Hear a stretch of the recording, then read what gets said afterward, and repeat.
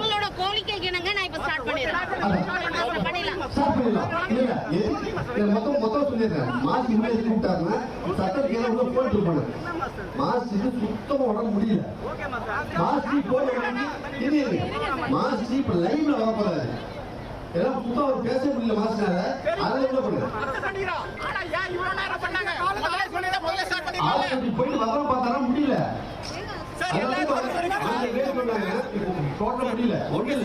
இப்ப ஆரம்பிச்சா மாஸ்க் பாப்பா லைவே கனெக்ட் பண்றோம் பார்க்கலாம். ஓகேவா?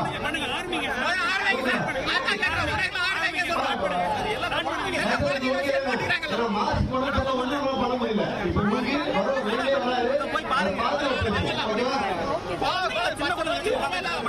ப்ரோக்ராம் 6 மணிக்குன்னு சொன்னாங்க சார். 5:30 6:30 வந்துடுன்னு சொன்னாங்க. பட் வந்து பார்த்தீங்கன்னா இப்போ 9 o'clock ஆகுது. குழந்தைங்கள்லாம் வெயிலில் நின்றுட்டு இருக்காங்க. 110 டிகிரி.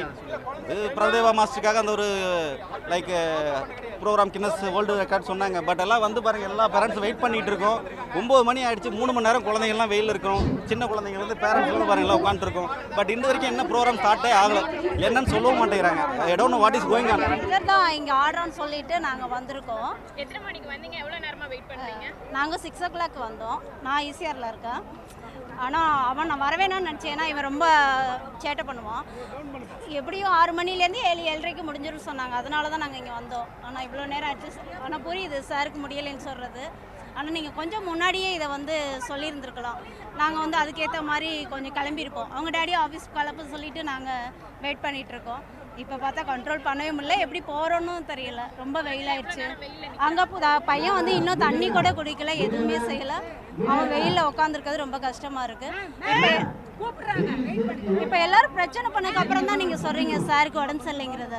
அதை ஃபஸ்ட்டே சொல்லியிருந்துருக்கலாம். ஏன்னா குழந்தைங்க எல்லாம் ரொம்ப எதுவுமே சாப்பிடாம ரொம்ப ஆவலாக இருக்காங்க சாரை பார்க்கணுன்னு. ஆனால் இன்னும் வந்து அவங்க சாப்பிடாத கூட அவங்களுக்கு பிரச்சனையாக தெரியல. எப்போ சார் பார்ப்பாங்கிறது தான் வந்து எங்களுக்கு ரொம்ப ஆவலோடு இருந்தோம்.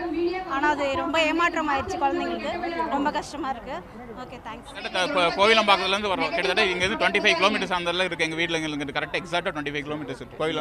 நாங்கள் ஓகே எங்கள்கிட்ட ஸ்டுடியோ டான்ஸ் மூலியமாக தான் வந்தாங்க. அவங்க என்ன சொன்னாங்க உங்களுக்கு? 5:30க்கு இது பண்ணாங்க. 6 o'clock வந்து இங்கே உட்கார வச்சுருவாங்க. அதே மாதிரி 6 o'clock உட்கார வச்சுட்டாங்க டைம். ஆனால் பார்த்தீங்கன்னா இந்த மாதிரி 9 o'clock முடிச்சு. சொல்லுங்க, நீங்கள் சொல்லுங்கள்.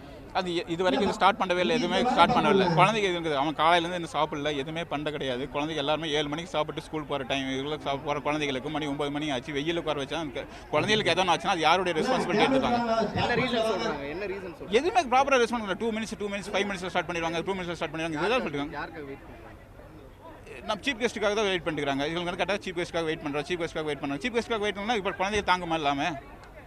அப்போ குழந்தைங்க முக்கியமாக நீங்கள் சீஃப் கெஸ்ட் முக்கியமா? இல்லாட்டி வந்த சீஃப் கெஸ்ட் வச்சு ஸ்டார்ட் பண்ணலாம்ல?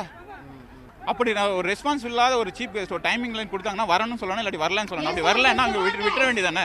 குழந்தைகள் யாருமே எதுவுமே பண்ண முடியாதுல்ல. குழந்தையோட உயிருக்கு மேலே யாருமே கிடையாதுல்ல.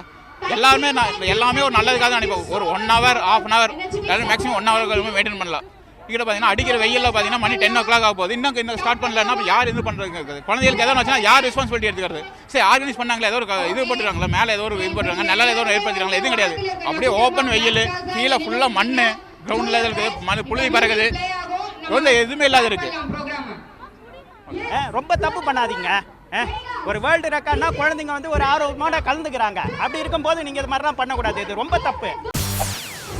செய்திகளை உடனுக்குடன் தெரிந்து கொள்ள உடனே சப்ஸ்கிரைப் பண்ணுங்க.